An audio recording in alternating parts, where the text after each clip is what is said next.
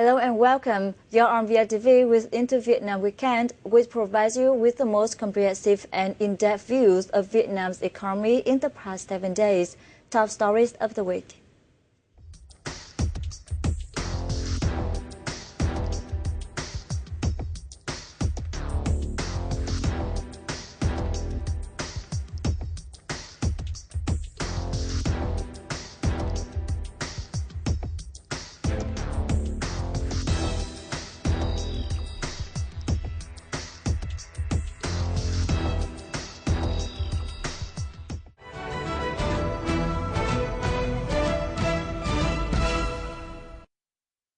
Let's begin with this week's figure.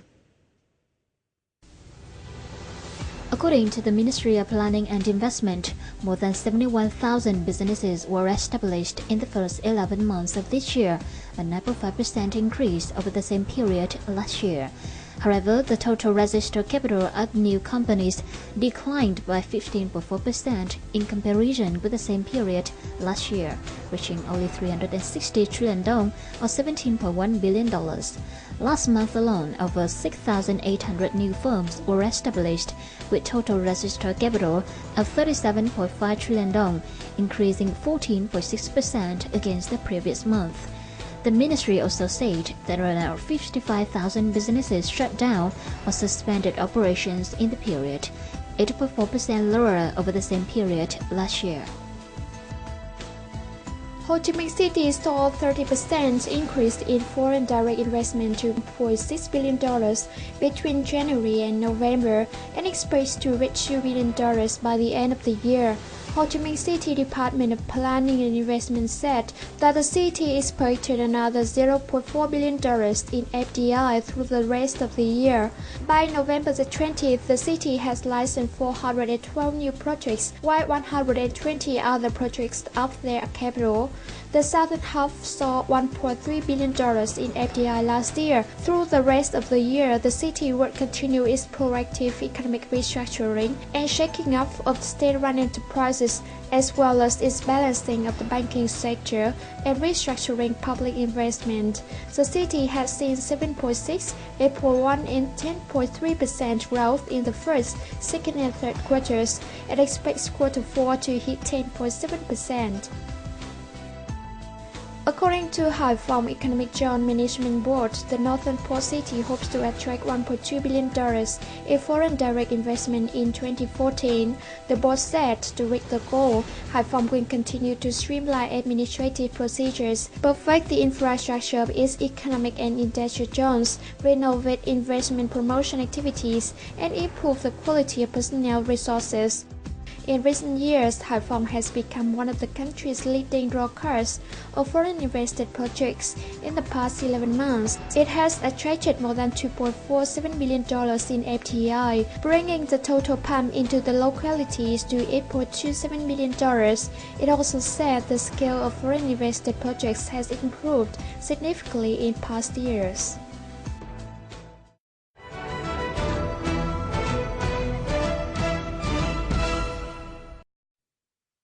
Coming up next is major macroeconomic and investment news.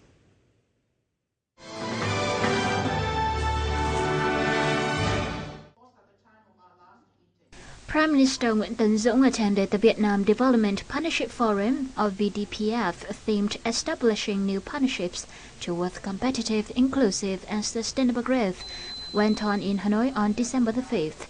Chaired by Minister of Planning and Investment Bùi Quang Vinh and Ms. Victoria Khawar, the country director of the World Bank in Vietnam, the forum shifted its focus from ODA commitment in the previous CGs to policy discussions.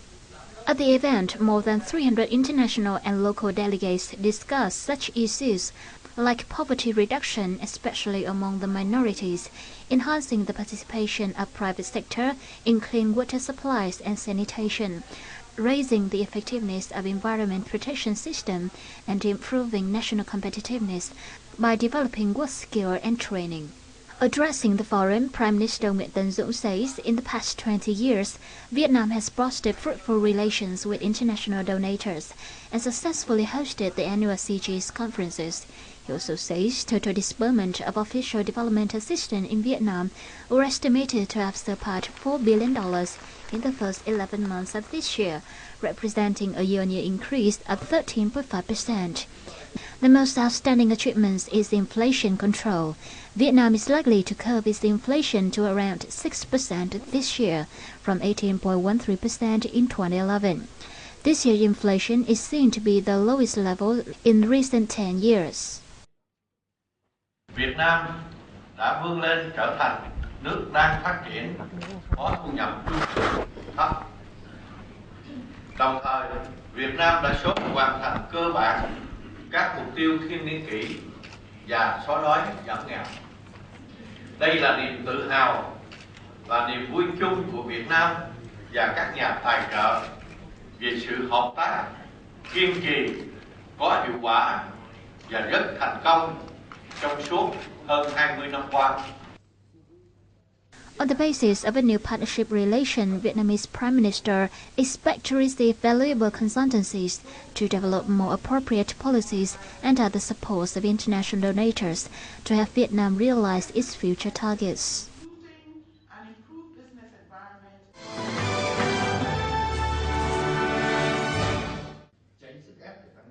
The Ministry of Planning and Investment, the IFC, and the World Bank collaborated to organize the Vietnam Business Forum 2013 in Hanoi, December the 3rd. It was attended by Deputy Prime Minister Hoàng Trung Hải, Minister of Planning and Investment Bùi Quang Vinh, VCCI Chairman Vũ Tiến Lộc, the State Bank Deputy Governor Lê Minh Hưng, Ms. Victoria Kawa, the Country Director of the World Bank in Vietnam, and Mr. Simon Andrew, Director of the IFC. VBF 2013 themed the new phase of economic reform from agenda to action. Is expected to create a forum for government officials and business circles to discuss and seek workable solutions for further improving Vietnam's business forum. Restructuring state-owned enterprises, corporate governance and transparency was high on the agenda of this year's VBF. The forum also discussed the reform of commercial banks and the capital market. The impact of the Trans-Pacific Partnership Agreement on Vietnam's short-term growth was examined. According to Mr. Vũ Tiến Lộc, Chairman of the Vietnam Chamber of Commerce and Industry, there are two long-term positive signs for the economy: the implementation of the government economic restructuring plan and Vietnam's increased negotiations for bilateral and multilateral trade agreements. International organizations contributed a great deal of recommendations on economic and SOE reforms, developing the supporting industry and tax issues to create healthy business and investment environment.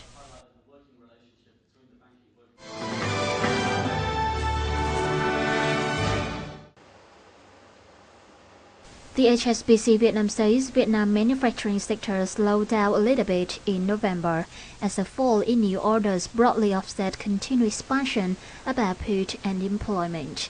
The Purchasing Manager Index or PMI recorded 50.3 during November, down from 51.5 in October. Manufacturing output increased for the second month, with rate of growth solid and the highest recorded since September 2011. Companies reported the production was raised to keep deal with higher volumes of new orders seen during September and October. November survey indicated the volumes of new orders fell for the first time in 3 months, with production requirements continue to increase during November. Manufacturers again added to their payroll numbers. Growth in November extended the current run of employment expansion to 4 months, despite the modest net increase.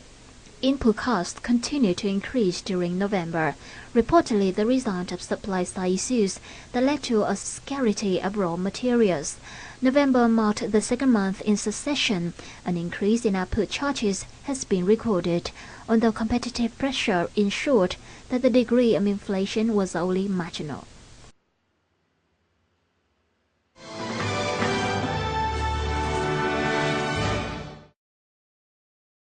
The Finance Ministry reported Vietnam's state budget deficit surpassed $167 trillion, or $7.9 billion in the first 11 months. The figure is 3.6% higher than the initial whole-year plan set at the beginning of the year and meeting 85.8% of the revised ceiling of the Congress. By the end of November, the state budget revenues reached 698 trillion dong, or $33 billion, increasing 10% on year and meeting 85% of the whole year plan, in which domestic collection reached 461 trillion dong, or 14.1% on year, and 199 trillion dong from import-export activities, up 12.7% on year. Meanwhile, state budget expenditures were estimated at 866 trillion dong, or $41 billion, increasing 10% on year. Earlier, the National Assembly approved to extend 2013 state budget deficit ceiling to 195.5 trillion dong, or 5% of GDP. The figures would be 224 trillion dong, or 5.3% of GDP for 2014.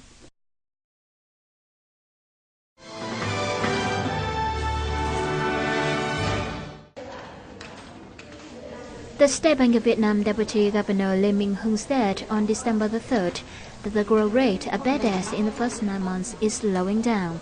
By the end of September 2013, total non-performing loans of the balance sheet in the whole system were more than 142.3 trillion dong, accounting for 4.62% of total outstanding loans, increasing 20% compared to the end of 2012.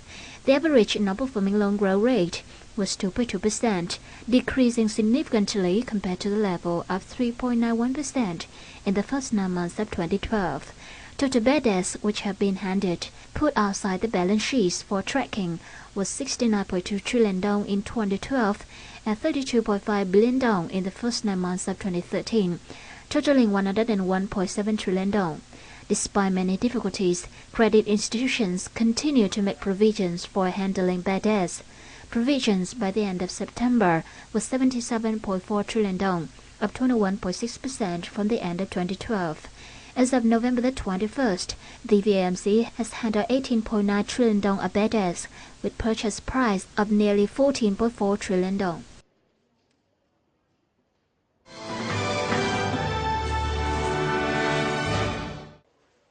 Vietnam Report 2013 reveals the banking and telecom sectors remain the greatest tax contributor in this year's list of 1,000 largest corporate income taxpayers in Vietnam, or V1000, making up 23.4% and 16.7% respectively of all taxes.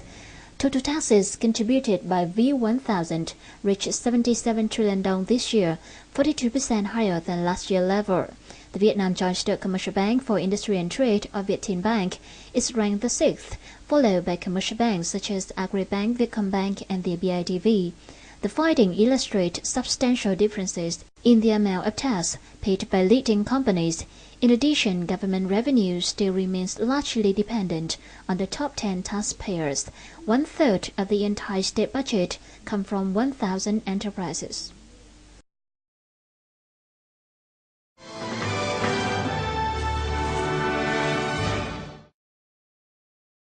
Vietnam Oil and Gas Group, or Petro-Vietnam, remains at the top of the 500 Vietnamese biggest enterprises list, or VNR 500, position that it has held many years since the list was first drawn up 7 years ago.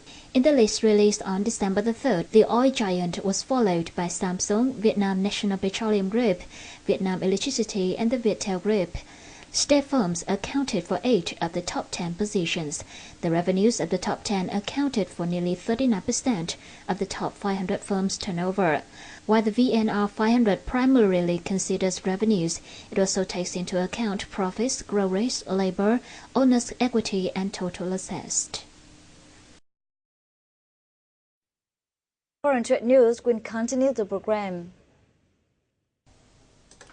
According to the forecast of the Ministry of Industry and Trade, Vietnam's exports are likely to touch $133.5 billion this year, representing a year-on-year increase of 16.5%, thanks to the current steady export growth.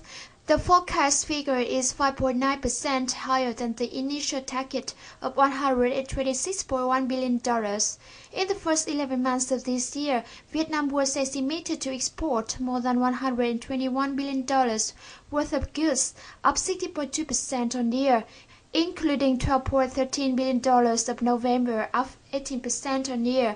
Meanwhile, the country imported $101.1 billion worth of goods, up 16.5% on year, including $12.2 billion of November, down 2.1% on month, but up 23.1% on year, resulting in a trade deficit of $96 million, accounting for 0.08% of total export turnover.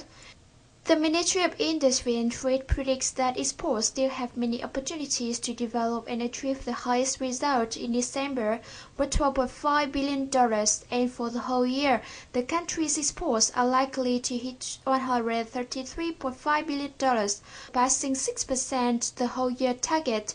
This year's trade deficit is seen to move around $300 million. According to Oriza Global Rice Prices, Vietnam's 5% broken rice was sold at $425 per ton in the world market last week, while Thai rice was traded at just $395 per ton. The price was 15% per ton higher than last week, up 30% per ton compared to last month, and down 5% per ton against the same period last year. Meanwhile, Thai rice was down $155 per ton against last year's period. The sharp price hike in Vietnamese rice is attributed to Vietnamese businesses recently securing contracts to export 500,000 tons of rice to the Philippines.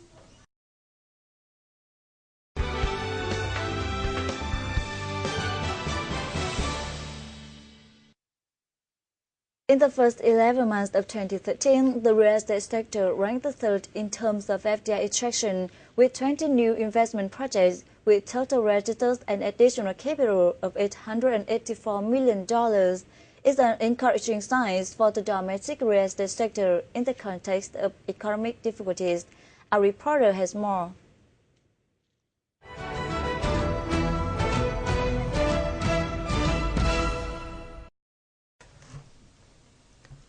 According to the latest report by the Foreign Investment Department under the Ministry of Industry and Trade, in the first 11 months of 2013, the total FDI registered and additional capital hit $21 billion, up 54% on year. Noticeably ranking the third in FDI attraction is the real estate sector, with 20 new investment projects, up by 10 projects from last year, with a total FDI registered and additional capital of $884 million. Experts say Vietnamese real estate market has large potential to attract foreign investors. Hiện tại bây giờ cái tình trạng nó có thể nó làm ngược lại, có nghĩa là sau một thời gian cái thị trường Việt Nam bị bỏ quên và đang rất là rẻ tương đối với cái giá trị thật, thì có một số nhà đầu tư bắt đầu quan tâm và có thể họ sẽ trở lại với thị trường. Thì rất là hy vọng là trong nước, chính phủ cũng như các doanh nghiệp có những cái động tác tích cực để mà thu hút lại cái dòng tiền ở nước ngoài. Những cái nhà hoạch định chính sách cũng như là những cái nhà quản lý thị trường bất động sản thì mong muốn rằng chúng ta có cái thu hút đầu tư nước ngoài để nhằm hai cái mục tiêu. Cái mục tiêu đầu tiên là chúng ta kêu gọi được cái nguồn vốn đầu tư từ bên ngoài. Bởi vì là cái lĩnh vực đầu tư bất động sản là một lĩnh vực đầu tư đòi hỏi vốn rất là lớn. Thứ hai là nguồn vốn phải dài hạn. Thì trong điều kiện cái nguồn vốn trong nước nó thiếu thì người ta phải nghĩ đến là cái huy động nguồn vốn nước ngoài vào đó. Cái mục tiêu thứ hai chúng ta nói rằng là cái mục tiêu để mà sử dụng được những cái công nghệ, sử dụng được cái kinh nghiệm quản lý của những nhà đầu tư nước ngoài. In addition, the government is making great efforts to boost the economy with policies and support packages for businesses, such as reducing corporate income tax, reducing the short-term deposit interest rate ceiling, reducing 50% of VAT for commercial apartment transactions with floor areas of less than 70 square meters and price of less than $15 million per square meter, along with $30 trillion package for social housing projects. Thì chúng ta đang có những cái tín hiệu tốt, nền kinh tế vĩ mô đang dần đi vào ổn định và chính phủ và ngân hàng nhà nước đã có những cái động thái tích cực trong cái việc hạ thấp cái lãi suất và tạo điều kiện cho các doanh nghiệp có thể tiếp cận cái nguồn tín dụng để duy trì cái hoạt động sản xuất kinh doanh. However, according to consulting companies in the real estate sector, in the Vietnamese realty market, there are still obstacles for foreign investors, such as 2% tax of the contract if transferred. Land using fee must be submitted one time with large amount. One of the biggest obstacles for foreign investment capital is low transparency of Vietnamese realty market. If all the problems of the market, such as price appraisal and structure of investment corporation, are not fully solved, the real estate sector will miss the investment opportunities of foreign capital flow. Trước hết là giải quyết những vấn đề vĩ mô, lạm phát thì phải giải quyết được. Nếu mà lạm phát còn cao thì họ vẫn rất là sợ. Thứ hai là cái khung pháp lý và những cái công cụ để đầu tư, cho họ những cái công cụ đầu tư để mà họ làm việc dễ, tạo điều kiện để người ta đầu tư dễ dàng hơn. There have been many big investment deals in the real estate sector from the beginning of the year. Most recently, the Daewoo E&C Group and KDB have committed to invest $200 million for the super project of Star Lake in the West Lake. In the difficult economic situation, the investment commitment of Korean investors are so meaningful. It proves that Vietnamese realty market is largely interested by foreign investors. The question is how to create the best investment environment to make the best use of this capital flow and defrost the current markets.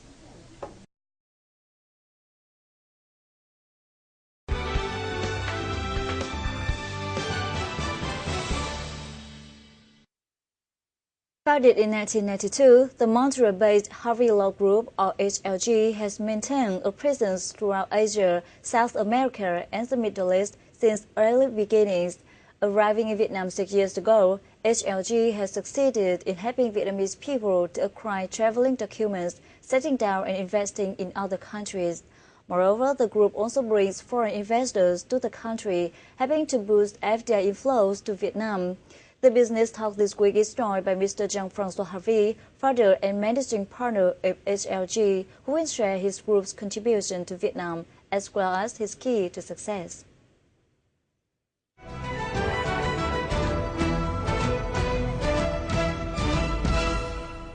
First of all, thank you so much for joining our program today on VITV channel. Can you assess on the chances for Vietnamese people with 2 passports to settle down, invest, and live in other country supported by HLG Group? You know, business has become more and more global, and despite all the technology of today, the internet and everything, business is still business, it's still face-to-face meeting, right? So that's why we have been very, very successful in Vietnam to help people acquire travel document or other residents outside Vietnam so they can do business directly. And this is very, very good for Vietnam, of course, because they bring back investment from foreign country. And more importantly, they can, whenever they need, they can exit Vietnam, do the meeting in Paris or New York City or London, and then come back and bring more business in Vietnam. So far we have been very successful for our clients. All our clients have acquired foreign residence or foreign citizenship, and they use that as a business tool.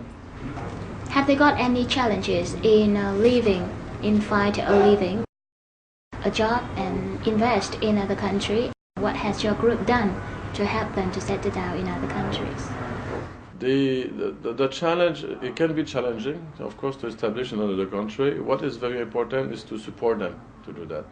Since HLG has been doing that for 20 years, we have a whole system in place where we work step by step.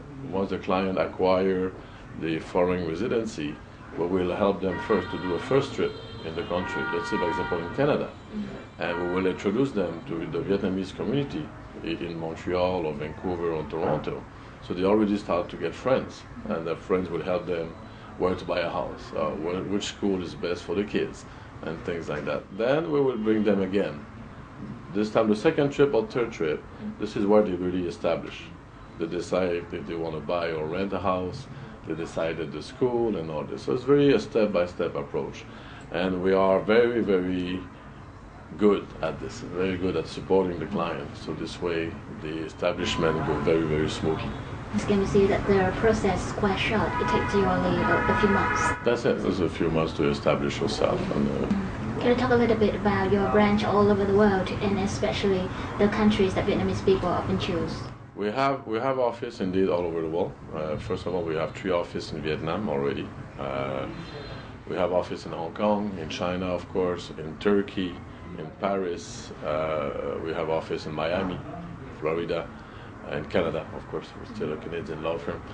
And so all those offices are in place to help the client. We have even office in Greece now. So because Greece is very popular in Vietnam lately. So we have an office in Greece to help them to establish also. So it's very, very a good system that works very smoothly.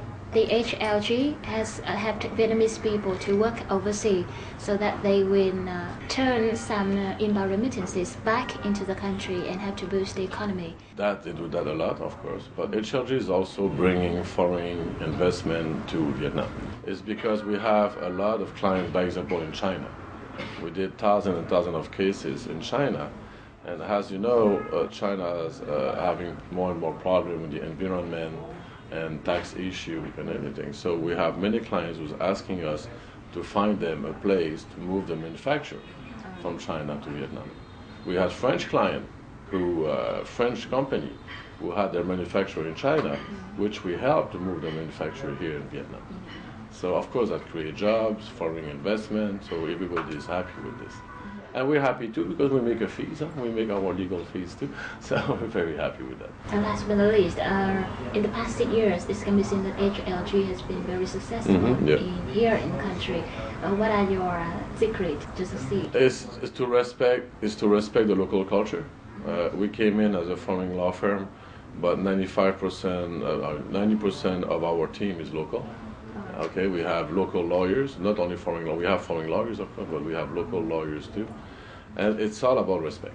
It's all about respect. We don't arrive here and say we're better. We arrived here 6 years ago and we told people, teach us how to do business here. And not us teaching you. And it's all, we've been so successful in different culture because we always have this first rule. You have to respect the local culture and adjust to it. Not trying to change it, but adjust to it. Now, one more time, thank you so much for your informative sharing today. You're very welcome, and you're welcome to ask me more questions anytime you want.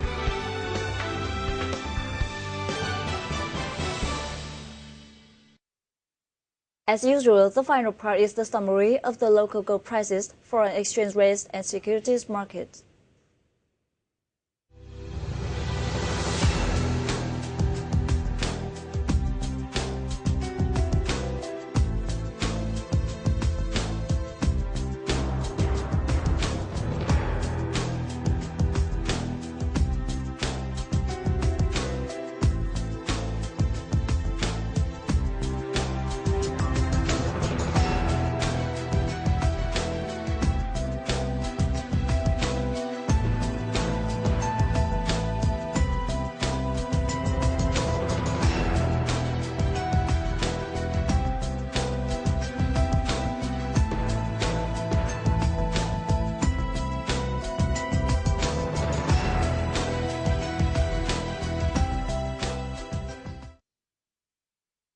And that's all for now. Thank you for your attention. For comments and feedbacks, you can reach us via email at intovietnam@vitv.vn or give us a call at 04 222 08 288. Goodbye.